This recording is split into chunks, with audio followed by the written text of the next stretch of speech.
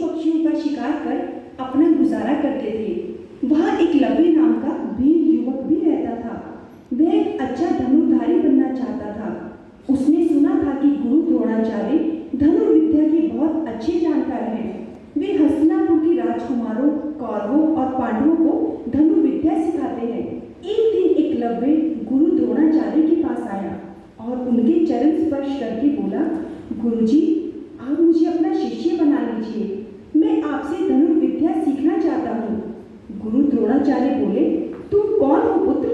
तो एकलव्य सिर झुकाकर बोला, गुरुजी, मैं एक भील हूँ। गुरु द्रोणाचार्य ने कहा, भील? मैं किसी भील को अपना शिष्य नहीं बनाता। मैं तो सिर्फ क्षत्रिय राजकुमारों को ही धनुर्विद्या सिखाता हूँ। गुरु द्रोणाचार्य की बात सुनकर एकलव्य को बहुत दुख हुआ। वह निराश होकर जंगल में लौट आया। उसने मन में निश्चय किया, मैं गुरु द्रोणाचार्य से ही धनुर्विद्या सीख कर ही रहूंगा। एकलव्य ने गुरु द्रोणाचार्य की मिट्टी की एक प्रतिमा बनाई। फिर उसने वह प्रतिमा अपनी झोपड़ी के पास एक घने जंगल के नीचे रख दी। वह रोज प्रतिमा के चरणों को स्पर्श कर अपने आप ही धनुर्विद्या सीखने लगा। वह मानता था गुरु द्रोणाचार्य ही उसे धनुर्विद्या सिखा रहे हैं। इसी तरह काफी समय बीत गया। अब एकलव्य धनुर्विद्या में पारंगत हो गया था। अब उसके धनुष से विद्युत गति के बाण छूटते थे। उसने लक्ष्य को भेदने में कामयाब भी हो गया था। इससे एकलव्य का आत्मविश्वास एकदम बढ़ गया था। एक दिन गुरु द्रोणाचार्य और सभी राजकुमार जंगल में शिकार करने के लिए निकले। उनके साथ एक शिकारी कुत्ता भी था। कुत्ता घूमता फिरता एकलव्य की झोपड़ी के पास पहुंचा और एकलव्य को देखकर जोर जोर से भौंकने लगा। एकलव्य ने एक तीर से उसके मुंह पर निशाना डाला और उसके मुंह में जाकर तीर फंस गया। एकलव्य ने इसी तरह एक एक करके 6 तीर और छोड़े और कुत्ते के मुंह को तीरों से भर दिया। कुत्ते के मुंह में 7 तीर फंसे हुए थे। कुत्ता डर गया। वह इसी अवस्था में दौड़ता हुआ गुरु द्रोणाचार्य और राजकुमारों के पास पहुंचा। इस तरह कुत्ते का मुंह तीरों से बंद देखकर गुरु द्रोण ने कहा, जरूर ये तीर किसी महान धनुर्धर के ही हैं। गुरु द्रोण और राजकुमार तुरंत ही उस अनजान धनुर्धर की खोज में निकल पड़े। जब वे एकलव्य की झोपड़ी के पास पहुंचे तो उन्होंने एकलव्य को धनुर्विद्या का अभ्यास करते हुए देखा। गुरु द्रोण उसके पास जाकर बोले, क्या तुमने ही तीरों से हमारे कुत्ते का मुंह भरा है? एकलव्य ने गुरु द्रोणाचार्य को पहचान लिया। उसने गुरु के चरणों को स्पर्श करते हुए कहा, जी गुरुजी। गुरु द्रोणाचार्य ने पूछा, तुम्हारे गुरु कौन है? पुत्र, मुझे बताओ, किसने तुम्हें इतनी अच्छी धनुर्विद्या सिखाई है?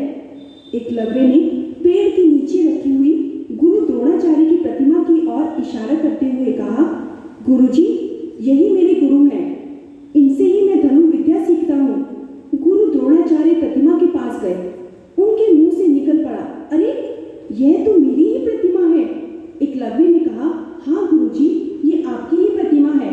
मैं आपको ही अपना गुरु मानकर धनुर्विद्या सीख रहा हूँ और मैं सीख भी पाया हूँ। इसलिए अब आप मुझे आशीर्वाद दीजिए। एकलव्य ने गुरु के चरणों में अपना सिर झुका दिया। गुरु द्रोणाचार्य तुरंत ही सब कुछ समझ गए। वे गहन विचारों में डूब गए। उनके मन में एकलव्य की गुरु भक्ति के लिए सम्मान उमड़ आया। इसके साथ ही उन्हें यह चिंता भी हुई कि यह लड़का धनुर्विद्या में कौरवों और पांडवों से बहुत आगे जाएगा। धनुर्विद्या में अर्जुन भी इसके सामने फीका पड़ जाएगा। वे सोचने लगे कि अब क्या करना चाहिए। कुछ विचार करने के बाद अंत में गुरु द्रोणाचार्य ने एकलव्य से कहा, यदि तुम मुझे अपना गुरु मानते हो तो तुम्हें मुझे गुरु दक्षिणा देनी चाहिए। गुरु द्रोण की बात सुनकर एकलव्य बहुत खुश हुआ। वह तुरंत बोला, मांगिए गुरुजी, आप गुरु दक्षिणा में जो भी मांगेंगे मैं आपको दूंगा। गुरु द्रोणाचार्य ने तुरंत ही कहा, तो फिर गुरु दक्षिणा में मुझे अपना दाहिने हाथ का अंगूठा दे दो। एकलव्य ने बिना कुछ बोले हाथ में छुरा लिया और बिना हिचकिचाए अपने हाथ का अंगूठा काटकर गुरु के चरणों में रख दिया। एकलव्य का यह बलिदान देखकर सभी राजकुमार आश्चर्यचकित हो गए। गुरु द्रोणाचार्य भी कुछ देर तक एकलव्य को आश्चर्य से देखते रहे। फिर वे प्रेम से बोले, एकलव्य, गुरु दक्षिणा के लिए तुम्हारा दिया हुआ बलिदान अद्वितीय है। जब तक आकाश में सूर्य और चंद्र रहेंगे तब तक लोग तुम्हें याद करते